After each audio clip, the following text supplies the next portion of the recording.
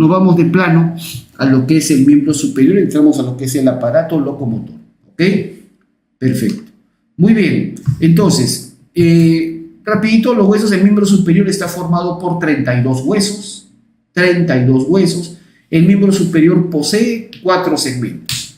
Vean acá, a ver si se ve en la pantalla, no, acá mejor. Ya. Vean acá, el miembro superior posee 4 segmentos.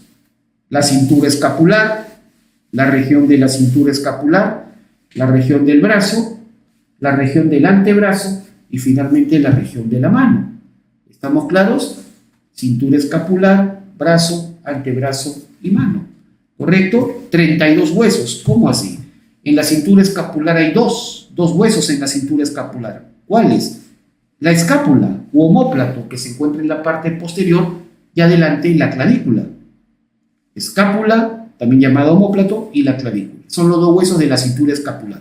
En el brazo, un solo hueso, el húmero, o también llamado hueso braquial.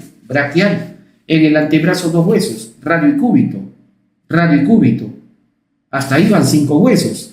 En la mano van a estar todos los demás. Si son 32 huesos y en cintura escapular, brazo y antebrazo he visto 5, pues para 32 me faltan 27.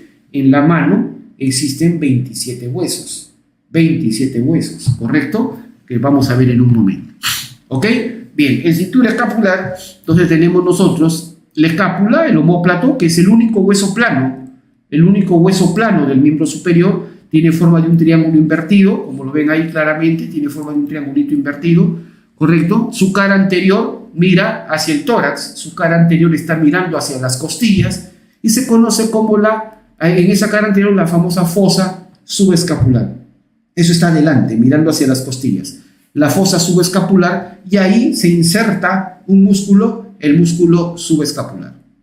La cara posterior, que sí se ve claramente acá, la cara posterior, lo que destaca es este elemento que incluso hace relieve en la piel, uno se lo palpa con facilidad. Esta estructura se conoce como la espina de la escápula.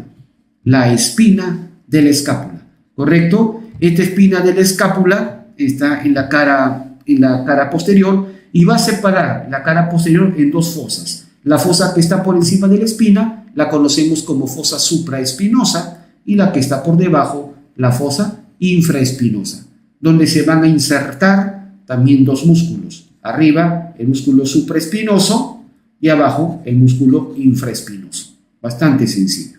¿Ok?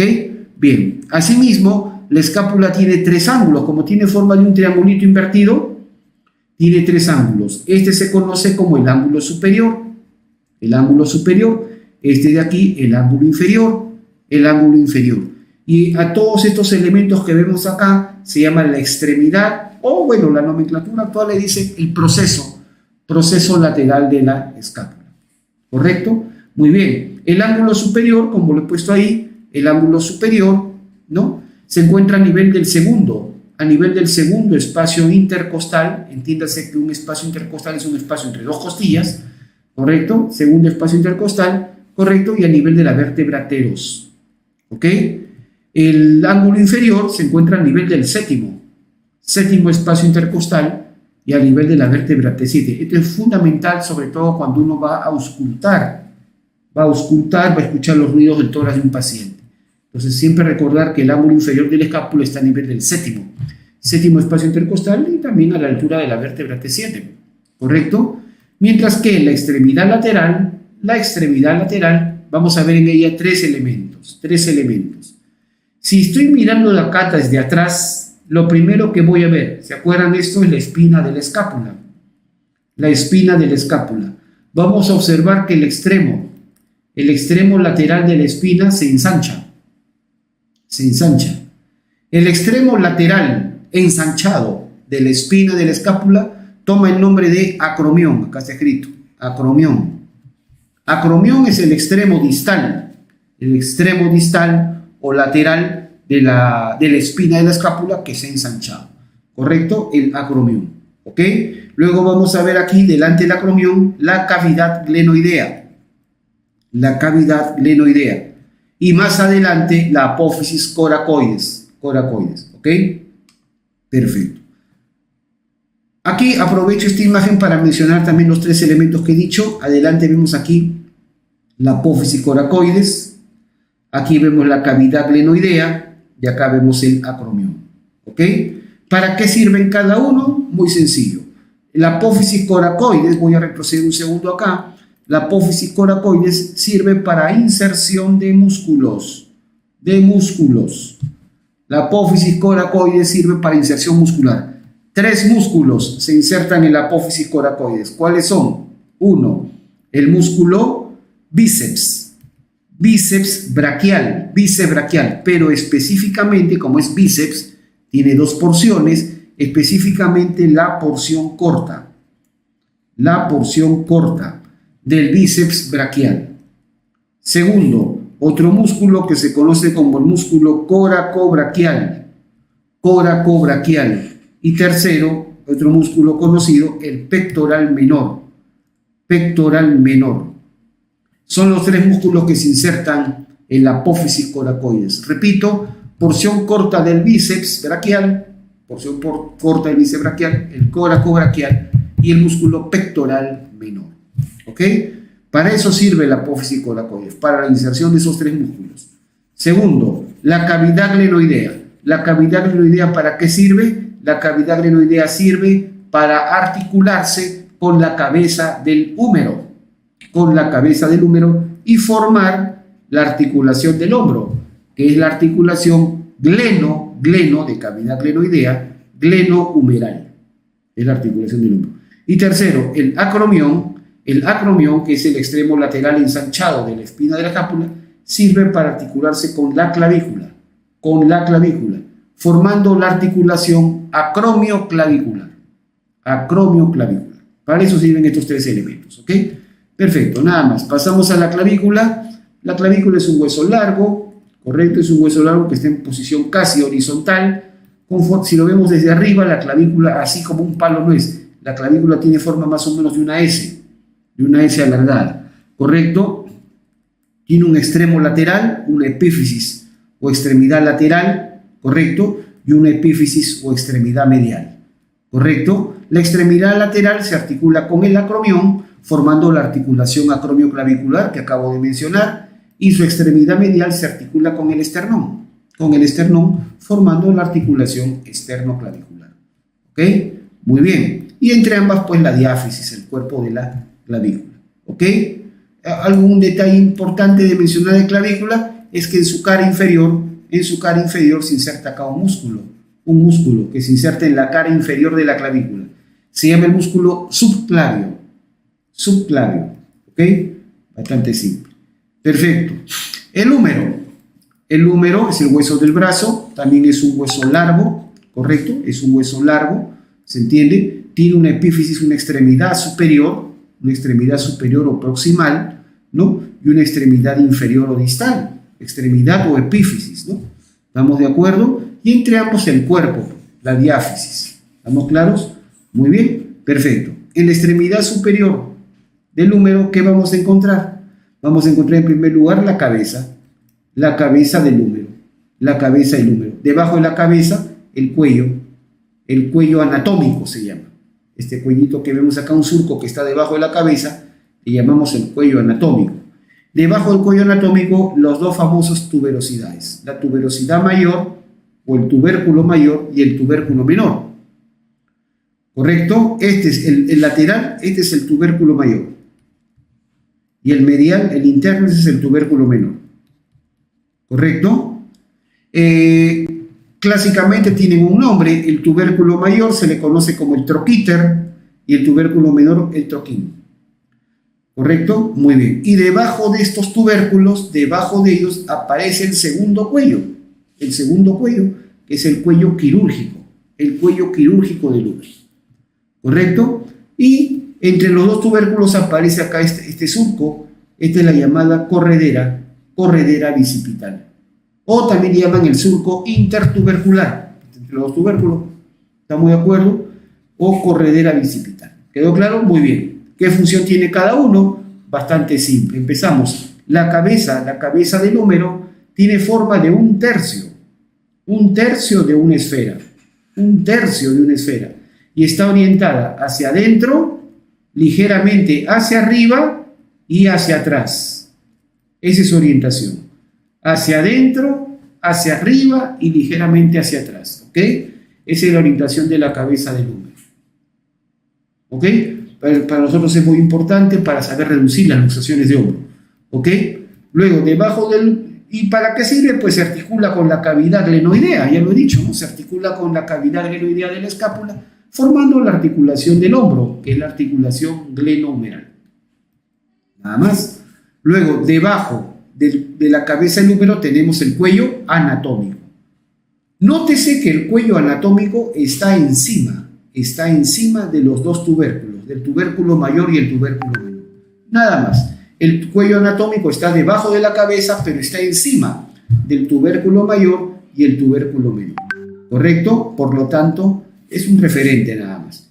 Los tubérculos, el tubérculo mayor, o llamado clásicamente el troquíter, y el tubérculo menor, llamado clásicamente el troquín, ¿correcto? Sirven para inserción muscular, sirven para inserción de músculos. En el tubérculo mayor, o troquíter, se van a insertar 3 músculos. ¿Cuáles son? El músculo supraespinoso,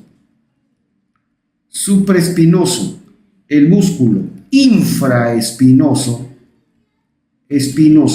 y el músculo redondo menor. Entonces no se olvide, en la tuberosidad mayor, tubérculo mayor o troquíter se inserta el músculo supraespinoso, infraespinoso y redondo menor.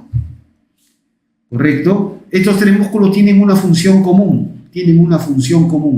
Son rotadores externos del hombro. Hacen rotación del hombro para afuera. Rotadores externos o rotadores laterales de hombro. ¿Estamos de acuerdo? Por su parte, en el troquín, en el tubérculo menor, se inserta un solo músculo, el músculo subescapular. ¿Correcto? Que al contrario de los otros 3 músculos que he mencionado, el subescapular es rotador interno, hace que el hombro rote hacia adentro. Rotador interno, rotador medial. ¿Estamos claros? Entonces, supraespinoso, infraespinoso y redondo menor son rotadores externos o rotadores laterales versus el subescapular, que es rotador interno, rotador medial.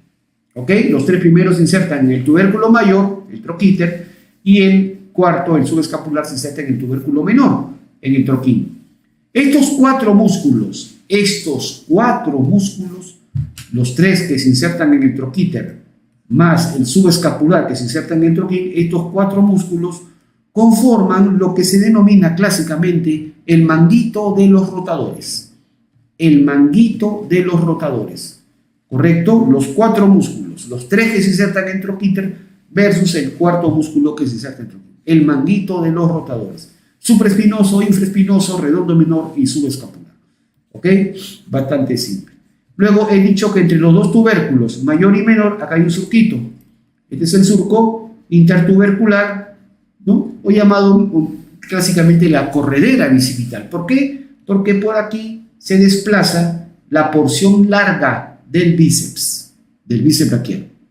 Y por último, debajo de los tubérculos, esta zona de acá se conoce como el cuello quirúrgico del húmero. Entonces, no olvidar que el húmero tiene 2 cuellos, un cuello anatómico que está encima de los tubérculos versus el cuello quirúrgico. Cuello anatómico versus el cuello quirúrgico.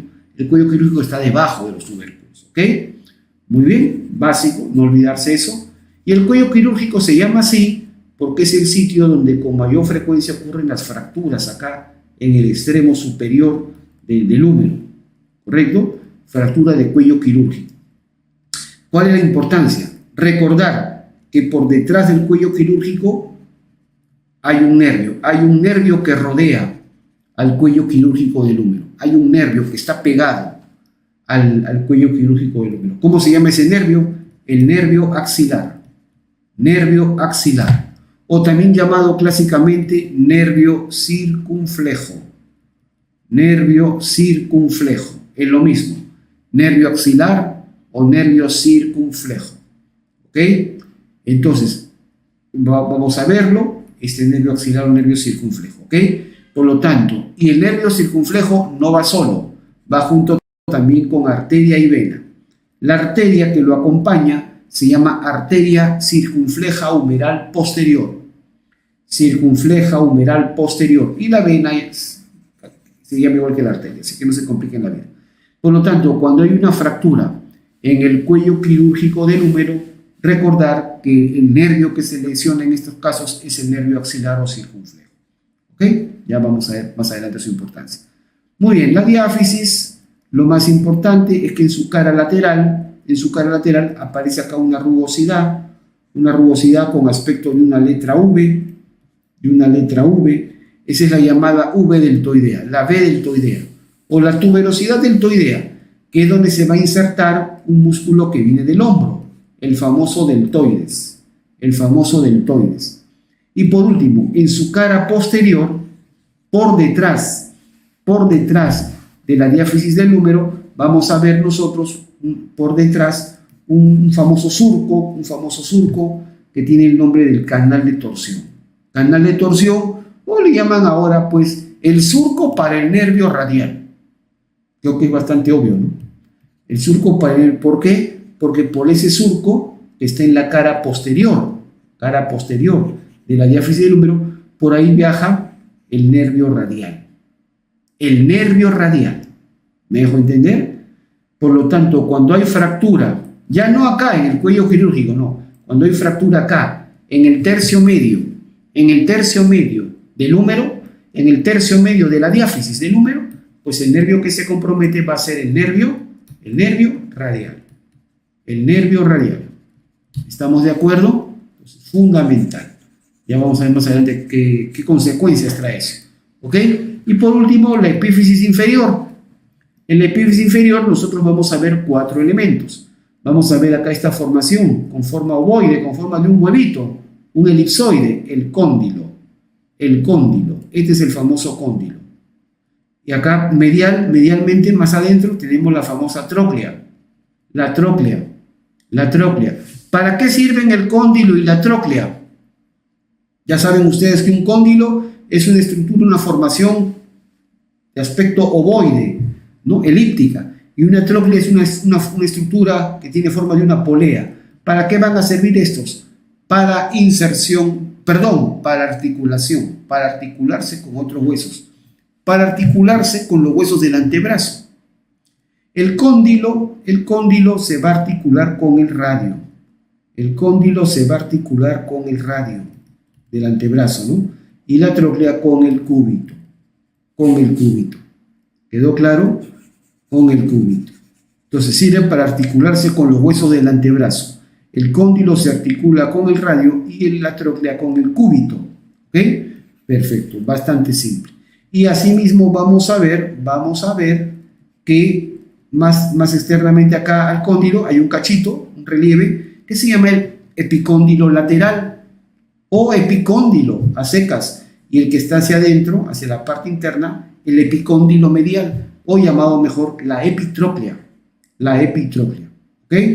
Perfecto. ¿Para qué sirven el epicóndilo y la epitróclea? Para inserción de músculos. Que van a venir de acá hacia el antebrazo. ¿Ok? Hacia el antebrazo. Que son los llamados músculos epicondilios, que los vamos a ver más adelante, y los músculos epitrocleares. Les voy adelantando. Los músculos epicondilios son 6 músculos epicondilios que se insertan acá, y los músculos epitrocleares son 5 músculos epitrocleares. ¿Ok? Bastante simple. Perfecto.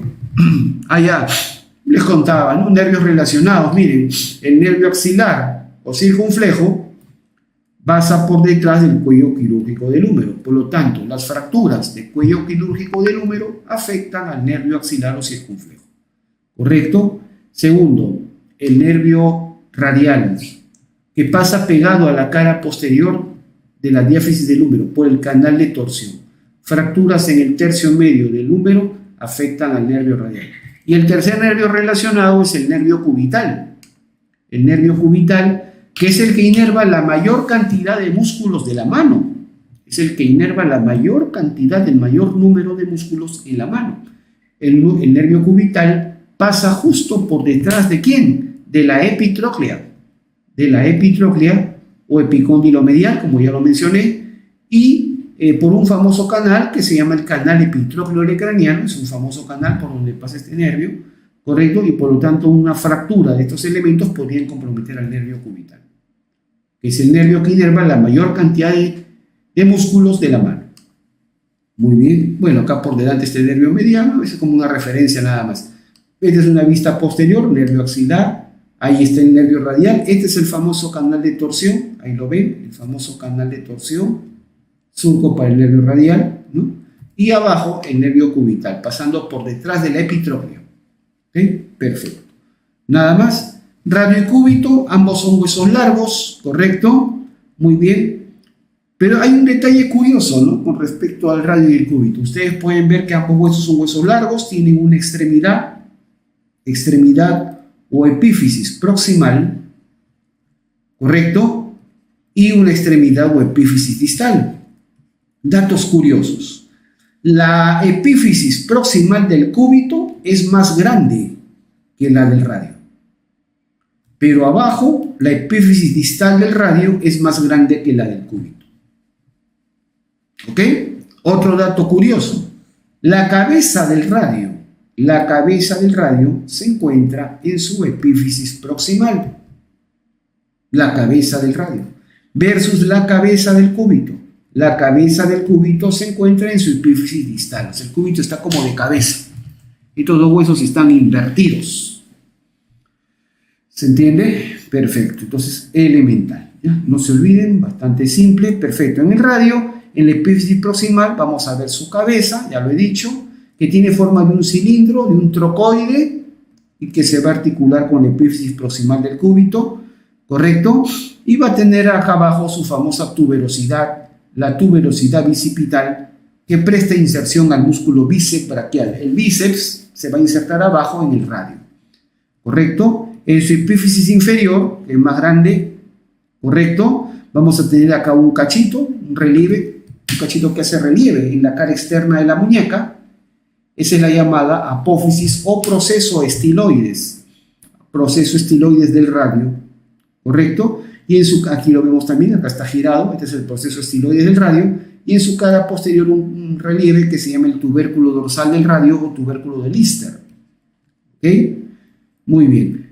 El cúbito en su extremidad superior tiene esta formación que se levanta acá, eso se llama el olecranum. El olecranum es esta estructura, pertenece al cúbito, y es esta parte alta, es lo que está formando el vértice del codo, la prominencia, el vértice del codo la forma el olecranum, y este pertenece al cúbito. Por lo tanto, un trauma, una fractura a nivel del codo está afectando al cúbito, no al húmero, al cúbito. ¿Estamos de acuerdo? Muy bien. Y hacia abajo y adelante del olecranum tenemos esto que es la apófisis coronoides. ¿Estamos de acuerdo? En su extremo inferior, en su epífisis distal, vamos a tener la cabeza del cúbito y su pequeña apófisis estiloides. ¿Ok? Perfecto. Un detalle curioso, que también siempre hago notar, es que observen que la apófisis estiloides del radio no está a la misma altura que la apófisis estiloides del cúbito. No están a la misma altura. Generalmente la apófisis estiloides del radio es más baja. ¿Cuánto? De 1 a 1.3 centímetros. De 1 a 1.3 centímetros más baja es la del radio. ¿Estamos de acuerdo? Muy bien, nada más. Y llegamos a la mano. Como les había dicho, en la mano hay 27 huesos. 27 huesos. Para ello los organizamos. En la mano vamos a tener 3 regiones. La primera región, este es el carpo. Luego vamos a tener el metacarpo y finalmente los dedos. Los 5 dedos. ¿Ok? Los 5 dedos. En el carpo vamos a tener 8 huesos. 8 huesos en el carpo. ¿Correcto? 8 huesos. Que están formando 2 filas. 2 filas o hileras. Cabe mencionar que por convención por convención, el dedo pulgar es considerado el primer dedo de la mano, y el quinto dedo será el meñique. Entonces, en ese orden, el primer dedo es el pulgar, el segundo dedo es el índice, el tercer dedo es el medio, el cuarto dedo es el anular y el quinto dedo es el meñique. En ese orden. Por lo tanto, por convención, en la mano todo debe ordenarse no solamente de proximal a distal, es decir, desde la muñeca hacia los dedos, de proximal a distal, sino también se tiene que ordenar de lateral a medial, de afuera para adentro. Todo debe de escribirse así en la mano, de proximal a distal, de la muñeca hacia los dedos, y del pulgar hacia adentro, de lateral a medial, porque el pulgar es, por convención, el primer dedo de la mano. Entonces, en ese sentido, he dicho que en el carpo hay 8 huesos y están formando 2 hileras o 2 filas. Una primera fila, que es la fila proximal, y una segunda fila, que es la fila distal. Y los huesos se deben mencionar de afuera para adentro, como lo he dicho. ¿Correcto? La primera fila tiene 4 huesos. ¿Cuáles son? Acá está. Escafoides, semilunar, piramidal y pisiforme. Semi-pipí. ¿Correcto? Escafoide, semilunar, piramidal, pisiforme. En ese orden. El más lateral, el más externo es el escafoides. Sigue el semilunar, finalmente luego el piramidal, y delante del piramidal está el pisiforme. ¿Ok? Tienen sinónimos. El escafoides también se le conoce como navicular, al semilunar lunatum, al piramidal triquetrum. Al pisiforme se le conoce como pisiforme en todas las nomenclaturas. ¿Ok? Perfecto, simple. Y la segunda fila, vamos a tener en primer lugar el hueso trapecio, el trapezoide, el hueso grande y el hueso ganchoso. ¿Ok? También tienen sinónimos. El hueso grande se conoce como el capitato y el ganchoso como el jamato. ¿Estamos de acuerdo? Entonces, simple. Son los 8 huesos del carpo, primera y segunda fila. En el metacarpo tenemos 5 huesos y es muy sencillo. De afuera para adentro también. El primer metacarpiano, el segundo metacarpiano, el tercero, el cuarto y el quinto metacarpiano. Nada más. Todos ellos son huesos largos. Los huesos del carpo son huesos cortos. Y finalmente los dedos, solamente el primer dedo tiene 2 falanges, falange proximal y falange distal, solamente el primer dedo, 2 falanges, proximal y distal, mientras que, ¿qué han puesto? Mientras que los demás dedos del segundo al quinto dedo tienen 3 falanges, que se llama falange proximal, falange media y falange distal. ¿Correcto? Falange proximal, falange media, falange distal. O también le puedes llamar la primera falange, la proximal, la segunda falange, la media, y la tercera falange, la distal. ¿Ok? Entonces vamos a tener 8 huesos en el carpo, 5 en el metacarpo, ya serían 13, y vamos a tener,